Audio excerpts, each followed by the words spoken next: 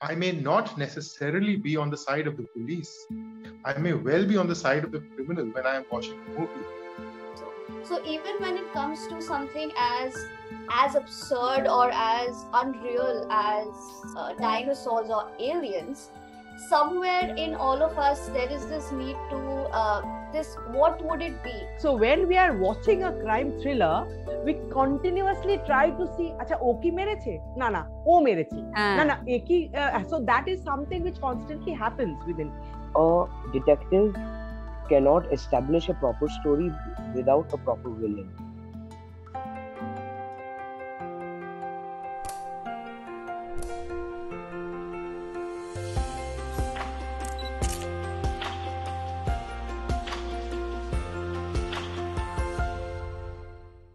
Siddharth, you've been a voracious reader since childhood. I know it. In a way, books have been your best mates. I remember your library used to be filled with those Agatha Christie books, stacked. In fact, you've been quite regular in playing a cop in most of your theatrical performances. What I would want to know from you is, what makes crime and thriller such a favorite among audiences? Okay, I'm speaking as a layperson completely. I have no clue about the other side, how it works, filmmaking and all that. But yes, as an audience member, what is it that makes crime appealing for an audience member? I think it's basically all about human nature, that in all societies all over the world, we have crime. Crime is always occurring in spite of the fact that laws are in place. Police forces are working round the clock to keep crime down, but still crime occurs. It means that crime, at the end of the day, there is deep down in every human being, there is a potential criminal. If not in every human being, in many human beings, there's a potential criminal, which means that if I, as an audience member, I'm going to see a movie and there is crime occurring in it, I may not necessarily be on the side of the police. I may well be on the side of the criminal when I am watching a movie or I am reading the story. Because at the end of the day, the important thing is I am going there to be entertained. And it is up to the producer or the director or the story writer to entertain me. Now, how they're going to entertain me is their business. I am there to be entertained. Now, whether they are going to make the story sympathetic to the criminal or they're going to make the story sympathetic to the person who is chasing the criminal, that is the job of the filmmaker, and they have to bring me solidly on board and help me to decide whose side I want to be on. As the audience member, I don't care that what George Clooney and his friends are planning is illegal. What I'm thrilled about is that they are planning to steal from a casino. Now, the audience knows that casinos use all kinds of tricks to get the general public's money. And we are definitely not going to be sympathetic to the casino owner because he is going to be robbed of millions of dollars. But on the other hand, the movie will be entertaining only if the plot is tight. Plot has to be tight.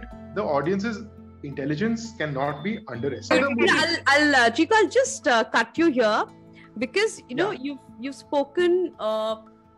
You've touched the psychology aspect of what really keeps on drawing us towards crime and thriller. So my next question will come to Orpita. Because she's been a student of advanced psychology and she deals with young adults day in, day out. So Orpita, again, something which I had asked Shormishta, but that was from a film critic point of view. Now, being a student of psychology, understanding people's psychology, as we all kind of somewhere enjoy crime and thriller for some reason, maybe the intelligence, I don't know what intrigues us, but for me personally, I first start searching for crime and thriller movies. But there is also a particular age when we love also watching love stories. Or do you think, so what according to you is the reason behind it? why are these particular genres like crime thriller or a love story amongst women? I don't want to sound gender biased, but it is true that when it comes to the element of love, I think women are more tuned in towards love stories, while crime and thriller is again loved by most people. So have you ever observed it, or have you ever thought about it, and how do you relate it to storytelling? What's your experience? All right. So as a consumer of content, and I must say I am quite a I would say I consume all kinds of content, and top of the list for me is crime, and I think it's to do with just my understanding of how the human mind works. But when it comes to when it comes to content, and when I look at it from my perspective of what I enjoy, I understand it from the perspective of how I'm able to use these movies, TV shows, or books. Even when I read, I prefer reading crime thrillers. What I realize is, I think from some aspect, our society restricts us from performing certain acts because we are held back by laws, as was pointed out. We are held back by certain ethics. And however, in our psychology, we have two core instincts, as we call it. One is the life instinct, which is the one which drives you, which is basically what we would, in more common terms, refer to the love aspect. And there is the death instinct, which is the aggressive part of our personality. So if you break it down to content, it's essentially love stories and crime thrillers. So somewhere, when you look at our experiences, we are held back from performing certain kinds of behaviors in our society. And these books, these stories, these movies, they act as channels of experiencing them. We are able to live our experiences through them, or watch these people perform them and live vicariously in a way. So I think that's probably why the popularity of both these genres has never faded.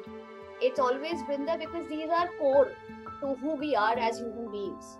It's what makes us the way that we are. It's love and it's crime, it's aggression. So are you trying to say that, through these genres, we try to virtually experience things which we are barred of? Absolutely. I feel so. I absolutely feel so.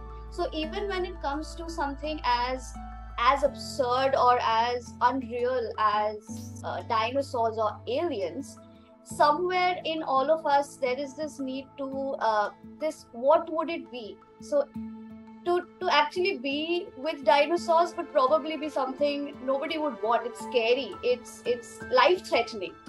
But to see others doing it and thinking ourselves there, to virtually put ourselves there, is a safer way of experiencing it, and yet experiencing the adrenaline rush, the all those emotions, right? So I feel that is probably why all of these genres, the entertainment factor, the surprise, the intrigue, which comes in from these kinds of movies or books or stories, is what keeps people hooked to them. And I think that's probably what keeps me hooked as well, in some ways.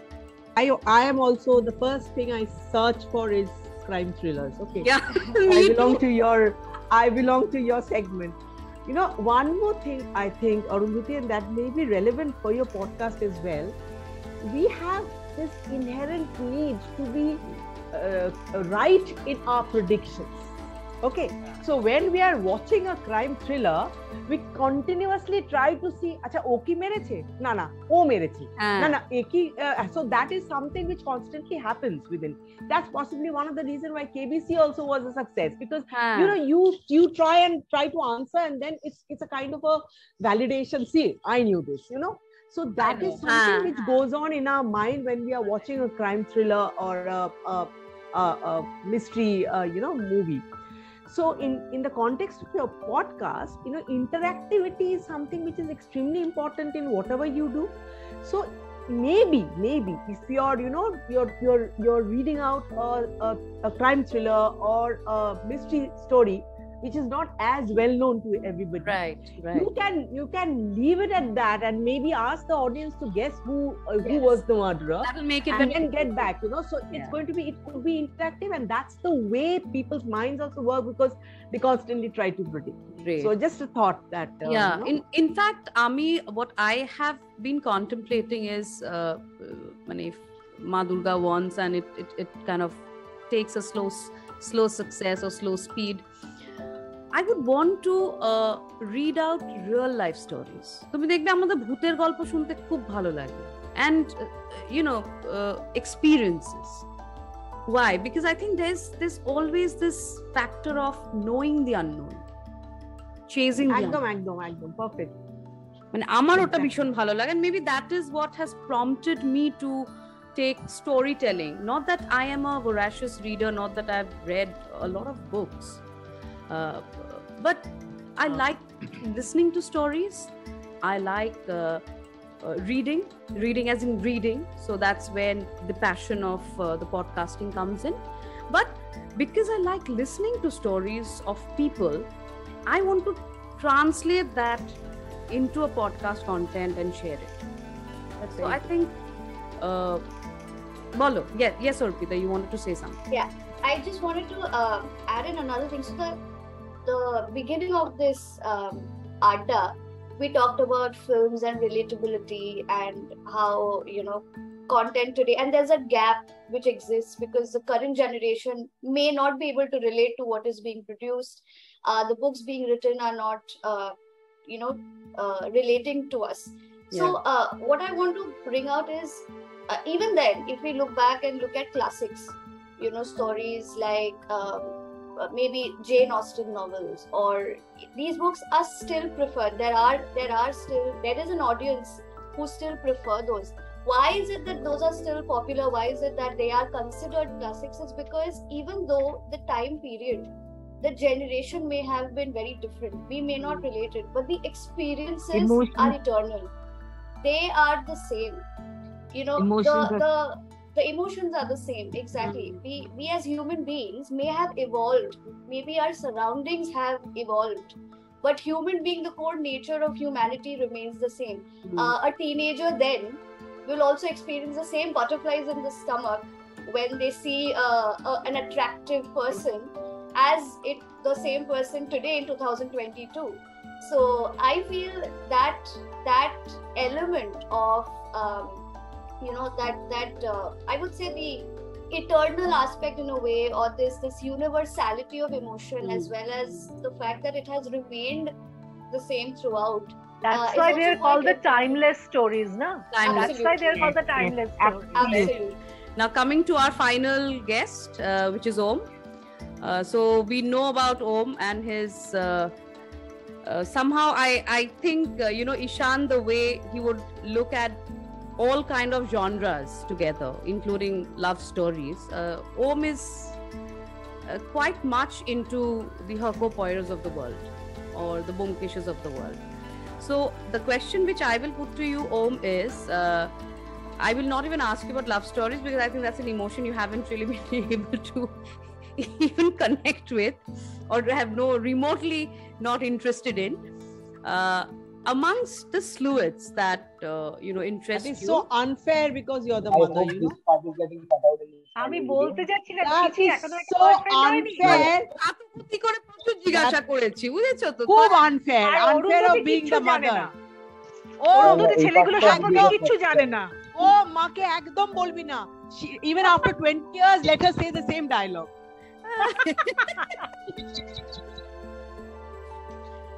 হ্যাঁ, that is true. মানে রোজ এসে কাতুকুতি করে জিজ্ঞাসা করতে হয়, তা এখন অবধি I haven't really seen any indication as such. That doesn't mean he will not like love stories. I would be happiest, Bodhumita di, if he likes it, because কেউ তো একটা আমার মতন romantic হোক. But anyway, so coming to your question, so which is the mystery character you like to read or listen over and over again, and why? Because you have a Feluda, you have a Bomkesh, you have a Hakupar, you have a Sherlock Holmes, and you have read all of them. But I know there must be one particular favorite. Who is he or she? So, this is a really difficult question actually, because selecting any one of these, so-called great detectives is really difficult, because frankly, all of them have their different perspectives to crime. May it be Poirot, the way he thinks more about the psychology of the criminal, or whether it may be Feluda or Bomkesh or Sherlock, who believe on an on-ground detection. Selecting any one of these characters would be doing injustice to the others, because they all have created their places throughout the ages. But for me, frankly, I enjoy stories because of mainly the villains. For me, a detective cannot establish a proper story without a proper villain. Criminal mind. Yes. So, I've noticed that in Agatha Christie's stories, the criminal mind that she portrays is exceptionally brilliant, I would say. So, whether it be in Poirot, Miss Marple, or any of the novels, like And Then There Were None, The Spider's Web, and the list goes on. So for me, I choose Agatha Christie, like any of her detectives. See, I knew it. Shormishta, yes. High five. Poirot is lot of high fives there. Most favorite. Same here. Same. Well, at least. And also, villains are like, yeah, please. Villains. Yeah, I just wanted to say villains have a lot of character, a lot of colors, And the detective and the police, it's like unidimensional, Absolutely. So that's the kind of. Yes. So in detective stories, it's either you are all white or you are all black. But in most of Agatha stories, like maximum of the villains are grey. Correct. Absolutely.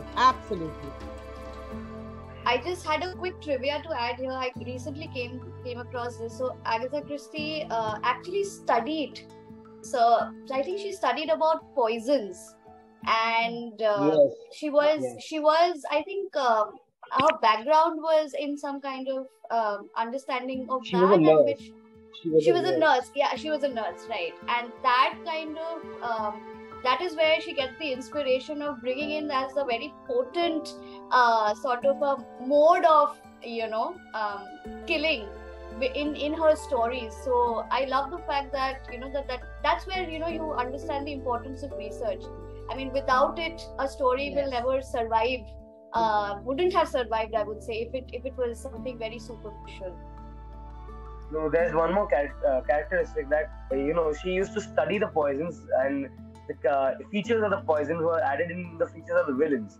If you read the stories consecutively, you'll find the features of the poison also in the features of the villain. Humanize the features.